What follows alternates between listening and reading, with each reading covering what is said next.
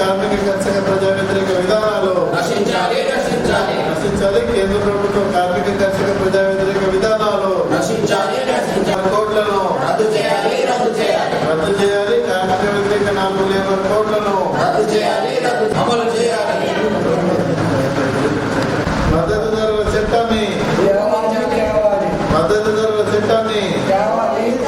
ఉపాధి హామీ పథకాన్ని ప్రభుత్వ స్కీములను బలోపేతం చేయాలి. ప్రభుత్వ స్కీములను కార్మిక కర్షక ప్రజా వ్యతిరేక విధానాలు నశించాలి. కేంద్ర ప్రభుత్వం కార్మిక కర్షక ప్రజా వ్యతిరేక విధానాలు కోడ్లను రద్దు చేయాలి.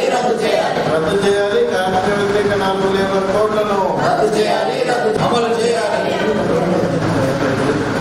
మద్దతు ధరల చట్టాన్ని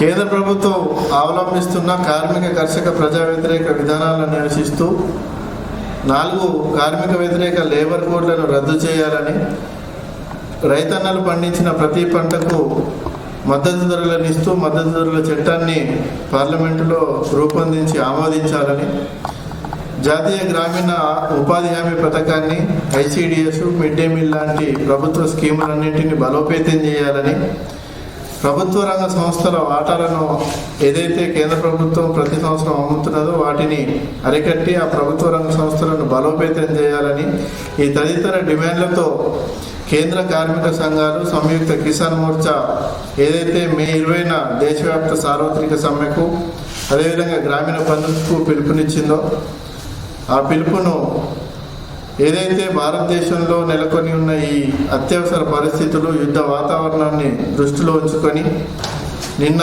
మే 15 నాడు ఢిల్లీలో జరిగిన కేంద్ర కార్మిక సంఘాలు సంయుక్త కిసాన్ మోర్చా సమావేశంలో ఈ పరిస్థితులలో ఈ సమ్మెను నిర్వహించడం కన్నా జూలై 9 నాటికి ఈ సమ్మెను మార్చాలని చెప్పేసి ఈ కేంద్ర కార్మిక సంఘాలు సంయుక్త కిసాన్ మోర్చా భావించి నిర్ణయించడం జరిగింది.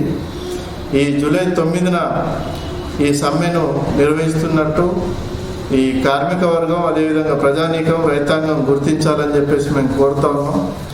జూలై 9 వరకు ఏదైతే బీజేపీ ప్రభుత్వం అవలంబిస్తున్న ఈ కార్మిక కర్షక ప్రజా వ్యతిరేక విధానాలు ఉన్నాయో వీటిని ప్రజల్లోకి, రైతాంగంలోకి, కార్మికుల్లోకి విస్తృతంగా తీసుకెళ్లడానికి